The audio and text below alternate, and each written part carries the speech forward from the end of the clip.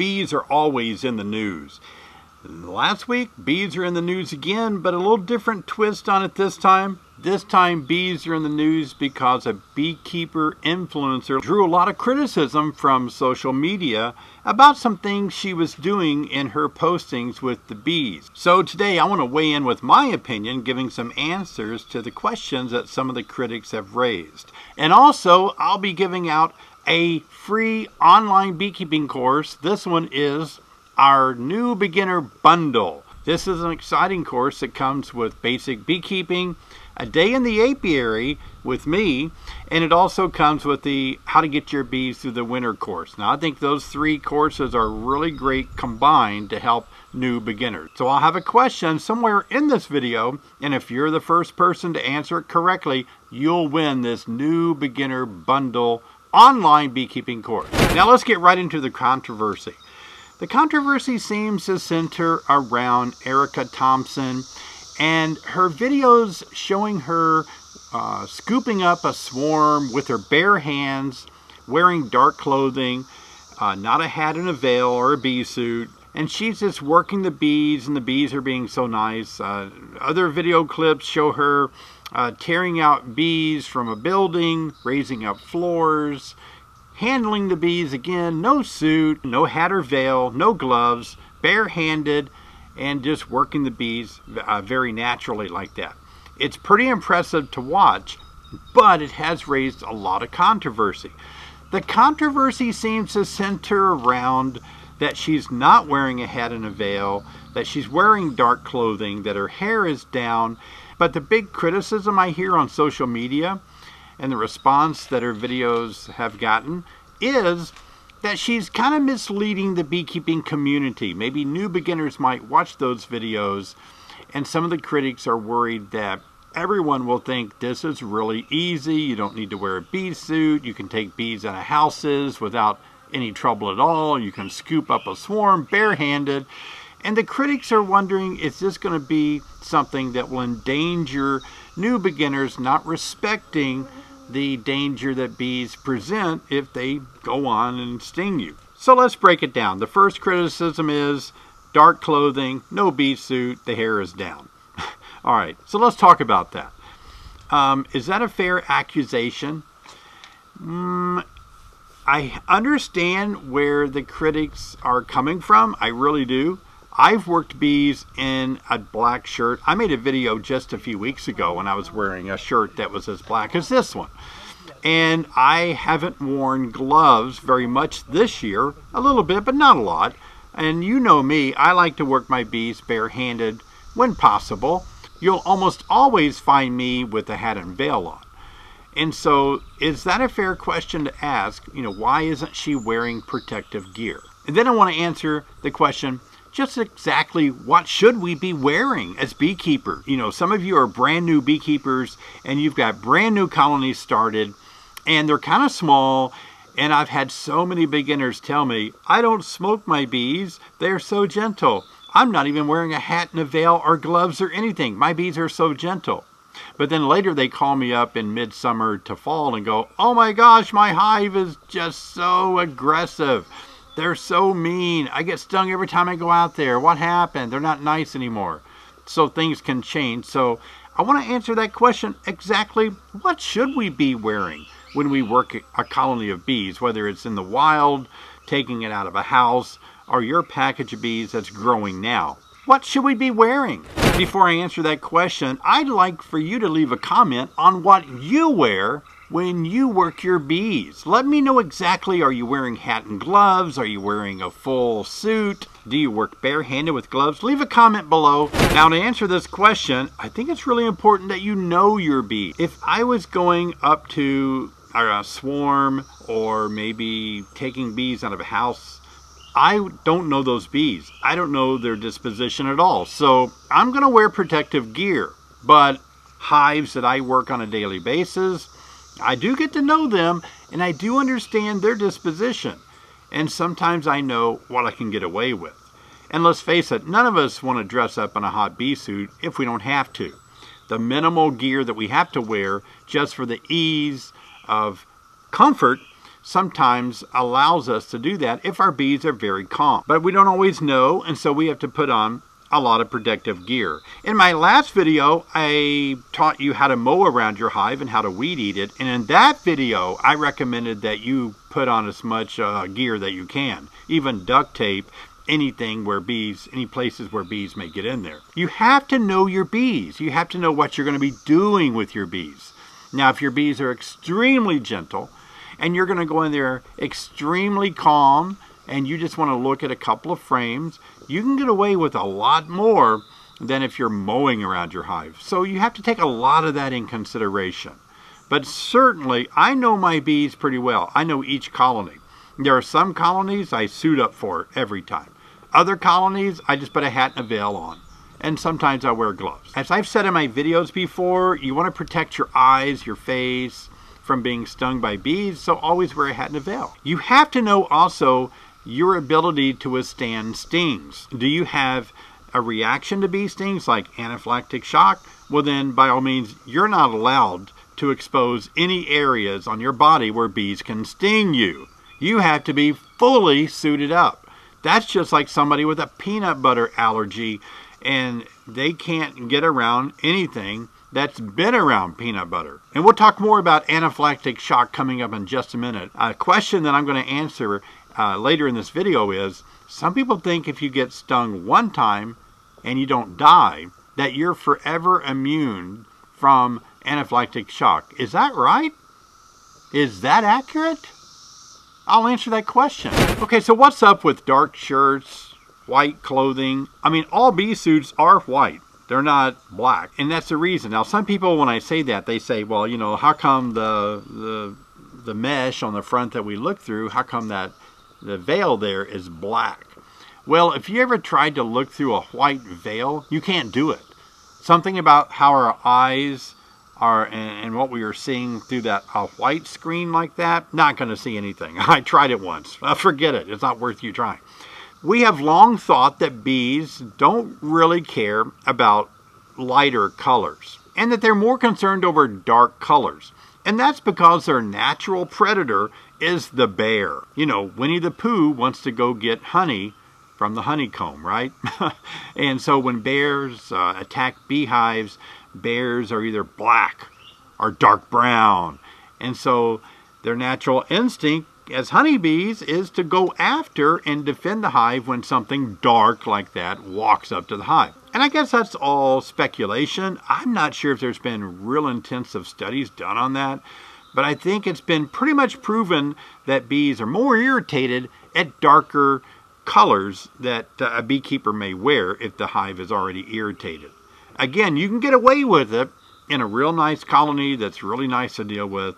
Not a problem, but you never know. They can always change. Now, what about long hair? You know what? I like wearing short hair. And so for me, I don't have to worry about bees getting in my hair. But they do. I have worked hives without a hat and a veil on at times, and bees get stuck. Let me tell you how that works. Honeybees are hairy, and when they fly or accidentally land in our hair gets tangled with the hair on their body, and they try to fly away. That's why when you hear a bee in your hair, it's like full throttle. Bzzz, and it's vibrating. And in your mind, you're thinking, oh my gosh, this bee is so mad at me, I'm going to die. You know, it's giving out some war cry to bring others in to attack me. It's just like, wow. And it's like, oh my gosh. Now what's really happening is the bee is scared to death. She's trying to get away. She thinks you're going to kill her. Both of you are thinking the same thing. I'm going to die. You're both thinking, I got to get out of here. But you can't because you're both locked together. And so you sit there and think, oh my gosh, I'm going to die. And the bee is like, oh my gosh, I'm going to die. And she's trying to fly away and she's stuck. Well, anyway, sometimes you can just flick your finger and flick them out of your hair, you know, but boy, they really get caught, don't they? Where'd you go? Oh, over here? It's in there.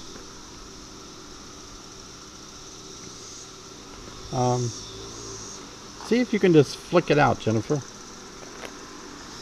Like with the flicking motion of your fingers. Well, inevitably, they will sting if they stay there long enough, because that's what bees do when they're caught and put under pressure like that. So wearing a hat and a veil, I think, is always the thing to do. Now, what about the accusation of her staging the scene? Some of the accusations that I read on social media said that her husband goes around and he sets the stage up by calming the bees or cutting the floor up or spraying them with sugar water, and then when she comes in, everything is calm and it's really cool looking. So let's talk about, what do you think about that? Before we do though, if you've liked this video so far, please give me a thumbs up. That will mean a lot to me. It helps me know what kind of videos you like so that I can keep making more of them.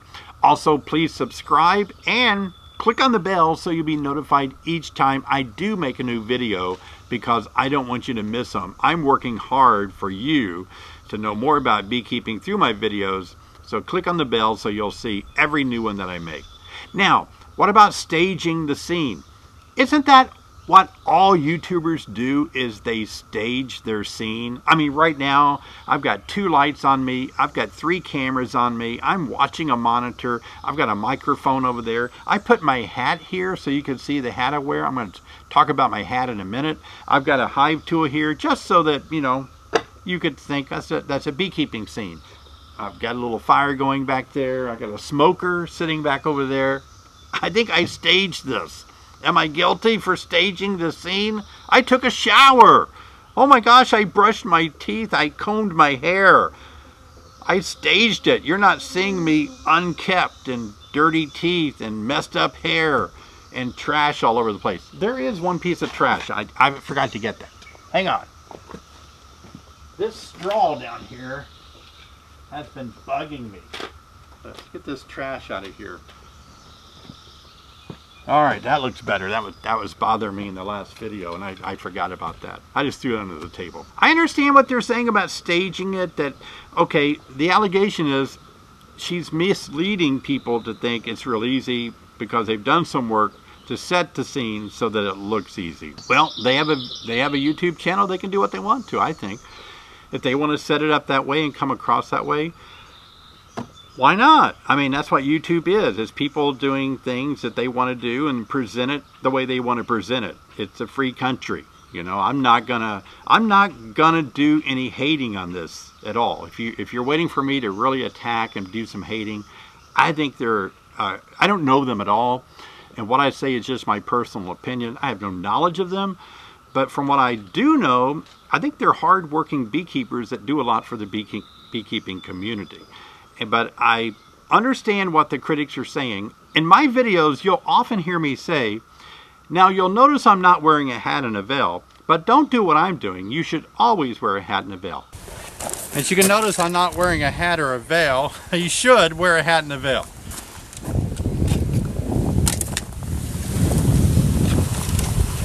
I've said that quite often in my videos. Because for the same reason, I feel guilty misleading somebody that says, hey, David doesn't wear gloves. David doesn't wear a hat and a veil. I can do it too. I understand what people are saying about misleading because it looks too easy. I've taken so many beehives out of houses.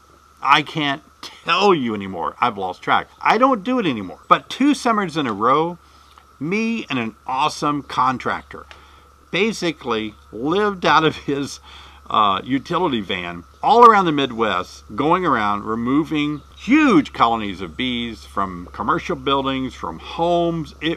We stayed busy, sometimes doing 3 a week, and it's an all-day job.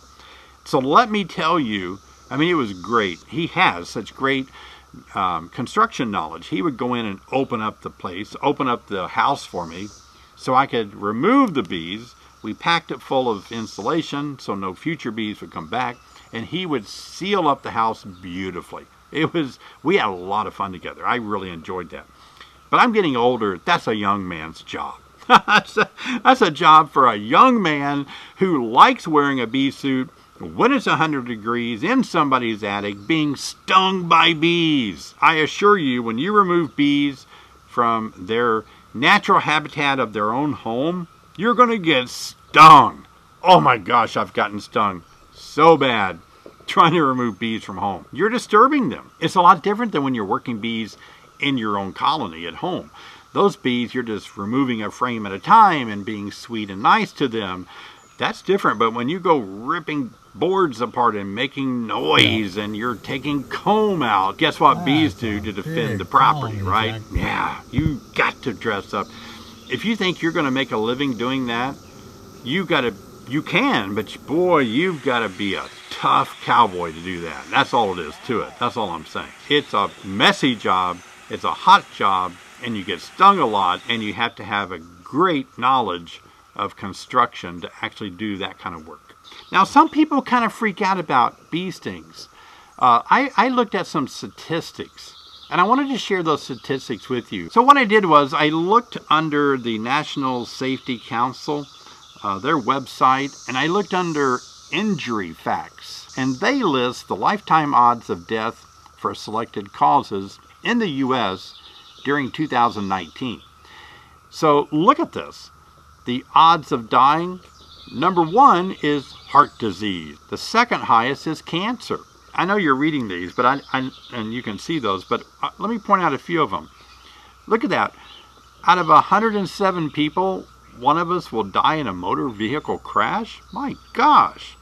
And drowning, 1 out of 1,000 people drowned a year. Choking on food, 1 out of 2,500 people choke on food and die. Chew your food better, people. Take smaller bites. Bicyclists, you enjoy going out there and working out, and you're riding that bicycle. 1 out of 3,000, almost 1 out of 4,000 die of bicycle accidents, maybe getting hit by a car. We're getting closer to bee stings, but we're not there yet. We're working our way down to bee stings. And that's my point. I'm showing you how rare it is to die from a bee sting. We've already died of a heart attack, cancer. We've already died of car wrecks, drowning, getting hit on our bicycle, choking on a ribeye piece of steak or something. We've already died of all those things. So if you survive all of that, then there's electrocution, radiation, and extreme temperatures and pressure. 1 out of 13,000 people die of electrocution and radiation and extreme temperatures. 1 out of 29,000 people die of sharp objects. My gosh, you shouldn't run with scissors. My mom was right. More people die of running with scissors than bee stings. Cataclysmic storms. 1 out of 58,669 people die of cataclysmic storm. What is a cataclysmic storm anyway? It's got to be something like hurricane, typhoon. I mean, it's got to be something that's horrible. Flooding. I don't know. It's got to be like massive amount of rain or wind or something where maybe hundreds of people are killed at one time. Cataclysmic storm. And then finally we get into hornets, wasps, and bees that people die. And look at that. 1 out of 59,000 people a year. Oop, what's that?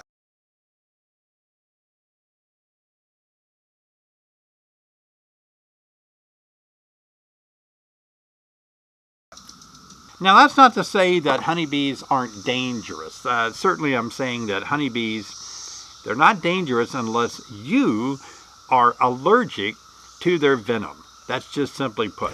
Now, I said I'd answer the question about anaphylactic shock. Like some people say, if you're stung one time, does that mean you're never going to have a reaction, anaphylactic shock reaction to bee stings? If that one time you were stung, you did fine. And a lot of people say that. I've been stung before, so I'm not worried. It doesn't work that way. Sorry to say that you can have an anaphylactic shock anytime, no matter how many times you've been stung before. That's the harsh reality. Your body changes. You may not always be able to endure or resist the effects of any kind of a sting or any kind of an allergy. Some people develop allergies and they've never had allergies before. So that can happen anytime. That's why as a beekeeper, you need to take precautions every time you go out and work your hives, and you may get stung.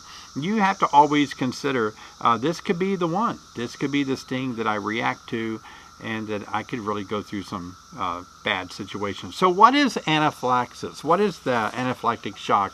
What are the symptoms? Well, I pulled up a sheet. I'll show you this. I got it from the Allergy and Asthma Network. They have a nice little publication here where they talk about anaphylaxis at a glance. And look at this, allergens that set off anaphylaxis. And they have them in 4 groups: food, venom, latex, and medication. Look at this. In the food category, peanuts, tree nuts, almonds, peanuts, cashews, walnuts, shellfish. I knew about shellfish. Cow's milk products, I didn't know that. I've heard of lactose intolerance, but I don't think that's anaphylaxis. Hen's egg, does that mean an egg from a hen? That's a funny way to say it. Fish, soy, and wheat. Yep, I've heard of those. And then we have venom. Venom, by the way, is something that insects have. A lot of people will say is that a poisonous spider or poisonous snake. That you really need to say is that a venomous spider or venomous snake. But anyway, venom. We have yellow jackets, wasps, and hornets, honeybees, fire ants, and spiders. We see those all over the place, don't we? Anytime we go outside. This one surprised me. Latex. Balloons, rubber gloves, condoms, elastic bands, and dental dams.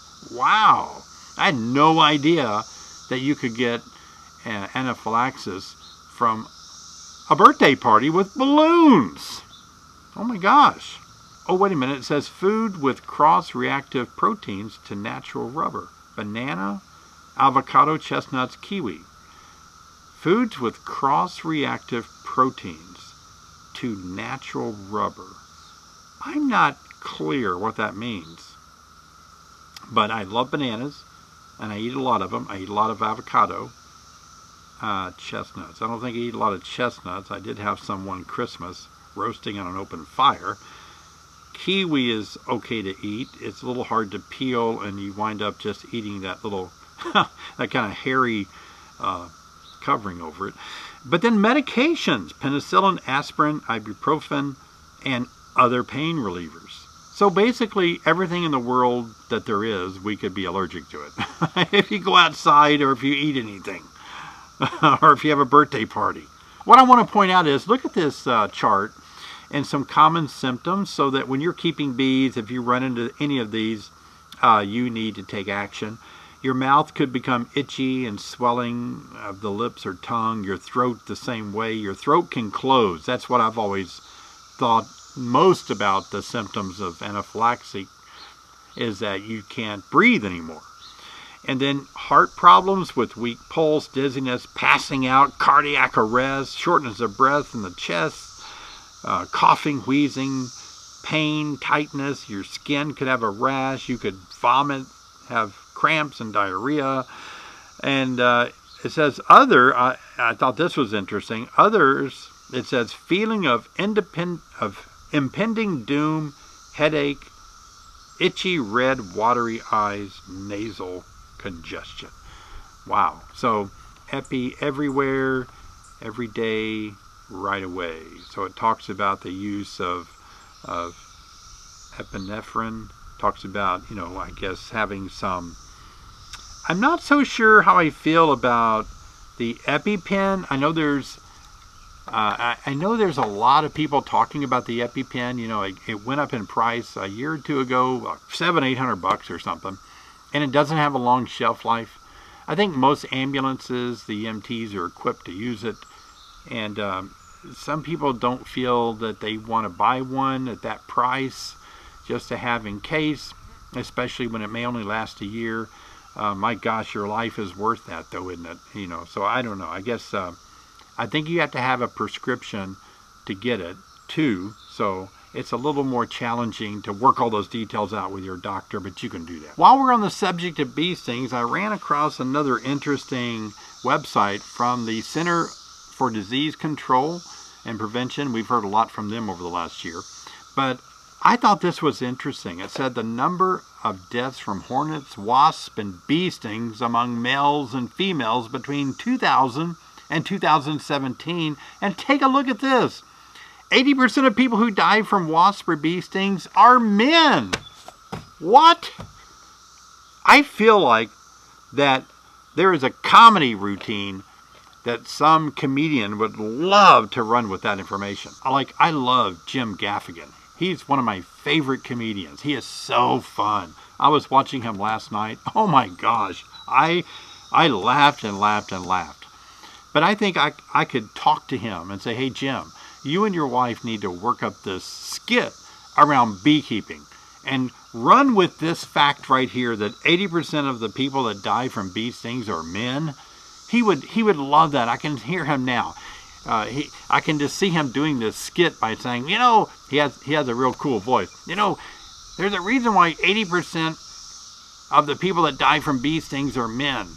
It's because while the man's standing out there saying, I'm tough, I don't worry about those silly little bugs, no bug's gonna kill me, the wife, the woman, is in the car and got. She is like 30 miles away from the bees. I think that would be a hoot. It must be that we men don't take precautions that we should, and that women are less likely to hang out as long around these places where bees are stinging people. I don't know. I don't know. Okay, it's time for our online beekeeping class giveaway. You're going to love this one. It's a 3-pack. It's a package for new beginners because it includes a basic beekeeping course, it includes a day in the apiary with me, and it includes how to get your bees through the winter. It's valued, I think, at $159, so this is a good thing for you to put your thinking cap on and answer the question correctly. First person who answers the question correctly will win that course. Okay, in my last video, I described how the bees hear with, they don't have ears, but they have Johnston organ in their antenna and some in their legs, but I'm talking about the Johnston organ in their antenna. And this particular organ is able to pick up low intensity stimuli at what hertz? You got it? Okay, so the hertz is a range. The answer is within a range, and that range, I'm gonna allow 50 hertz, give or take. Okay, so if you get within 50 hertz of it, and you're the first one, you will win this course. So in other words, let me say it again. The Johnston organ located in the antenna, it is able to pick up low intensity stimuli at what hertz? Good luck on that. You're going to have to figure that out. That's a really tough one, and I believe that you will do it. Okay, everybody, I hope you enjoyed the video, us addressing the controversy that is going around about beekeeping, and it's not really a big deal. It's just a matter that we all need to represent beekeeping correctly. Give a little more information. Let people know that it's not as easy as it looks. It is a little tough, and you do need to play it safe. There are some dangers if you're allergic to bees, that you could have a reaction that could threaten your life. Those things do need to be said, and we would hope, though, that most people would know that and do their own research, but not everybody does, so it doesn't hurt for us to say it as beekeeping influencers here on YouTube.